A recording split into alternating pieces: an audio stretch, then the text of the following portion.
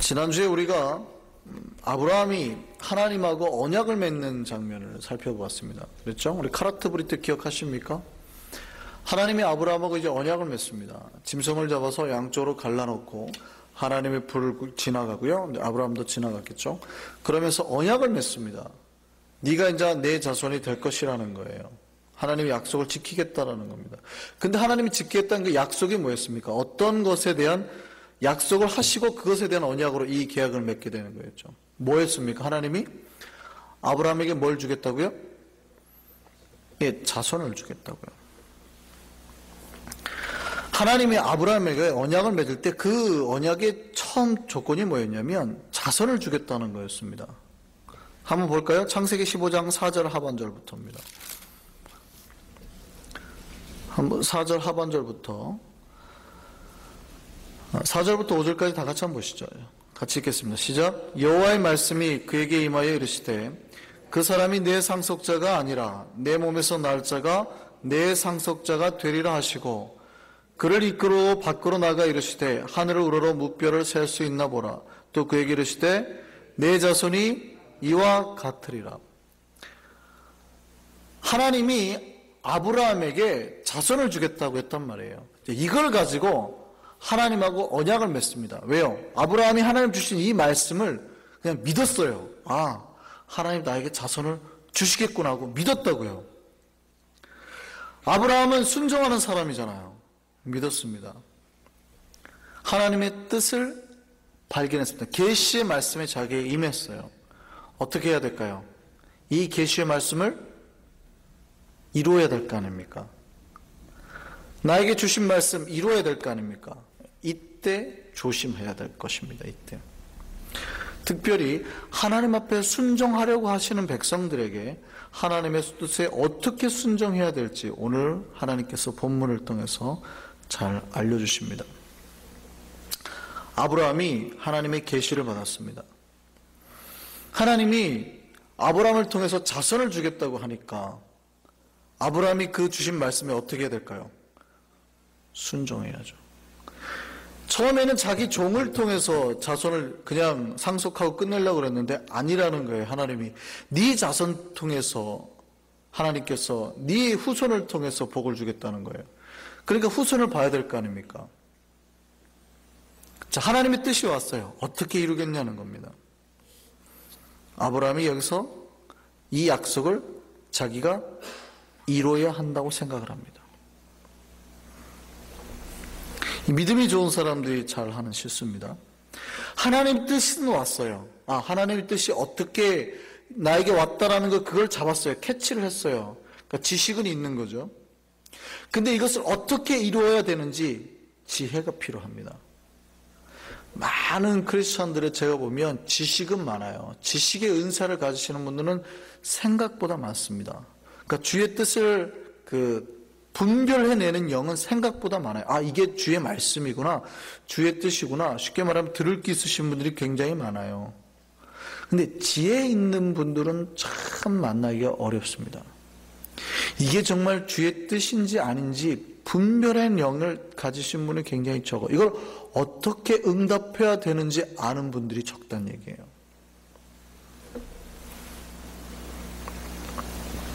예를 들어서 이런 거예요. 제가 지난번에 말씀드렸는데 지식과 지혜의 차이가 뭐냐면요. 전도하러 나갔어요. 그랬더니 전도하러 나가고 우리 기도하고 전도합시다 그랬더니 한 분이 하나님 여기는 음란의 영이 가득합니다. 깨끗게 해주시고 우리를 흔들리지 않게 해주옵소서 막 들으라고 큰 소리를 기도를 하는 거예요. 거기가 어디였냐면 이제 좀 여인들이 많은데요. 술집 근처. 지식은 있죠. 누가 봐도 거기가 음란의 영이 있다는 건 다 알죠. 그러면 지혜 있는 분이라면 어떻게 해야겠습니까? 그런 말 하겠습니까? 분별은 했어요. 분별은 했는데 지혜가 없어요. 거기서 그런 말 하면 어떻게 하자는 얘기입니까? 누가 그의 그 기도를 듣고 돌아오겠어요? 하나님 저들에게도 그리스도의 사랑이 임하게 해주옵소서. 우리를 만나는 모든 이들이 어떠한 영혼이라도 깨끗해지고 회복해야 되는 일이 일어나게 하여 주옵소서. 이렇게 기도해야지. 지식과 지혜가 뭔지 아시겠어요? 지식은 있는 분들이 생각보다 많은데 지혜가 있는 분들이 적더란 얘기예요. 교회 잘못된 거 누가 못 봅니까? 보죠. 근데 뭐가 있어야 돼요? 그거를 풀어내는 지혜가 필요합니다. 그러니까 지식보다는 뭐가 더 많이 필요하겠어요? 지혜가 필요하겠죠. 그래서 지혜를 잡으셔야 된다 그 말입니다. 아브라함이 하나님의 뜻을 발견했습니다. 이제 이것에 응답하려면 뭐가 필요해야 돼요? 지혜가 필요해요. 어떻게 하나님의 뜻을 이뤄내겠는가? 지혜가 필요해요. 이게 이제 영성 훈련의 한 방법입니다. 그러니까 내가 하나님 앞에 성장하는 훈련의 한 방법이에요. 아브라함은 하나님의 뜻을 알았습니다. 자, 이뤄내야 된다고 생각했어요. 자, 이뤄내야 되니까 어떻게 해요? 자기가 이뤄내야 된다고 보니까 현실적으로 불가능해진 겁니다. 남자인 자기는 가능해요.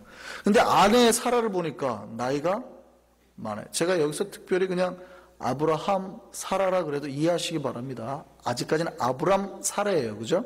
아브람 사라인데 제가 그냥 아브라함 사라라 그래도 이해하시기 바랍니다.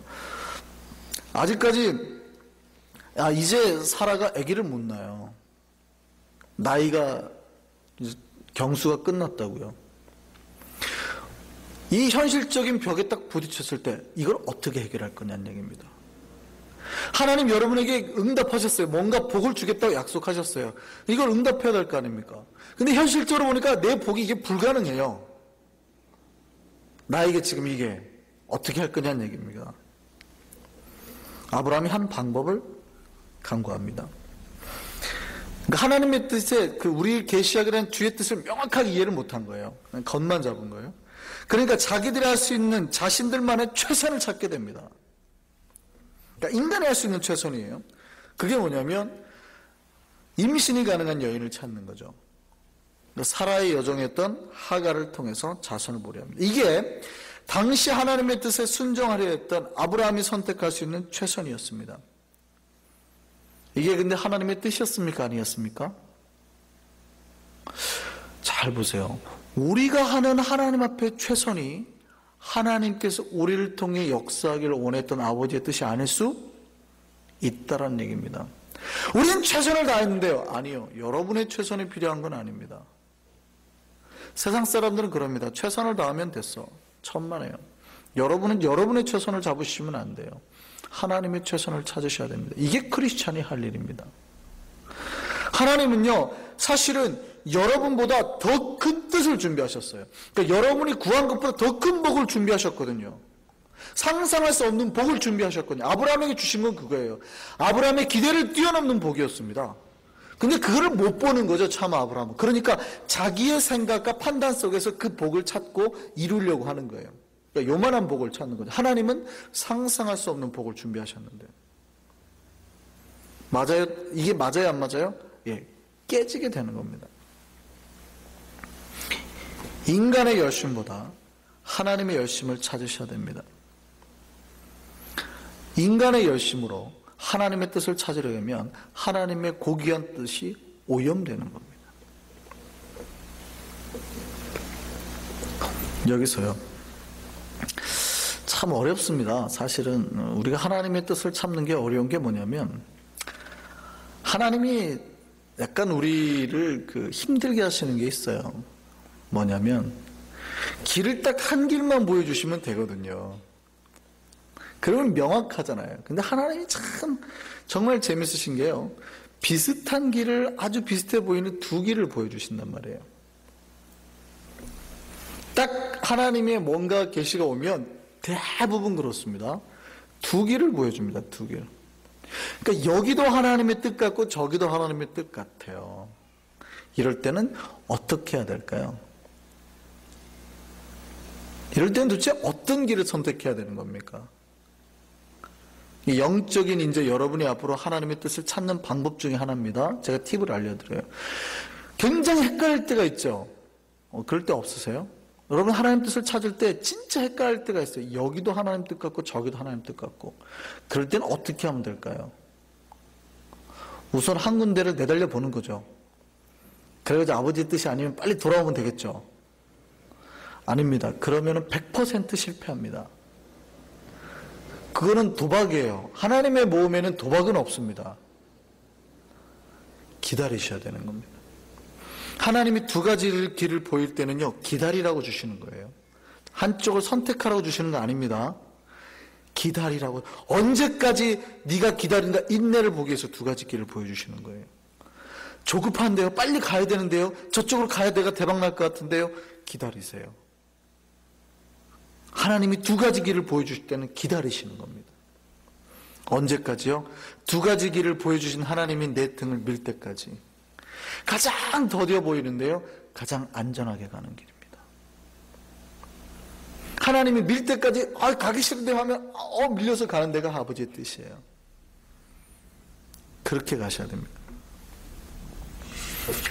근데 오늘 아브라함은 그러면 좋겠는데요, 오늘 아브라함의 길은 좀 더 다릅니다. 뭐냐면요, 한 길을 딱 보여주시고 다른 길을 숨겨 놓으셨어요. 조금 달라요. 좀 다른 거죠. 그러니까 마치 하나처럼 보여요. 그 길밖에 없어 보이잖아요. 여러분이 열심히 있어요, 하나님을 향해서. 그럼 여러분 같으면 아브라함처럼 안 하시겠습니까? 여러분의 아내가 아기가 없어요. 근데 하나님은 나를 통해서, 내 자손을 통해서 복이 갈 거라고 그래요. 여러분 어떻게 하겠습니까? 예, 아브라함은 그 최선의 방법을 선택합니다. 자기가 죽기 전에 자손을 봐야 되거든요. 그러니까 자기가 인간들이 생각하기엔 가능성이 없는 길이니까 그거는 빨리 적겨놓고 생각하는 겁니다. 그리고 뭐라고 생각하냐면, 나는 아버지의 뜻에 순종하고 있습니다, 잘하고 있습니다, 이런다고요. 그런데요, 아버지의 숨겨놓은 진의를 파악하지 못했습니다. 왜 그러냐면, 만약에 자기네가 이게 옳다고 생각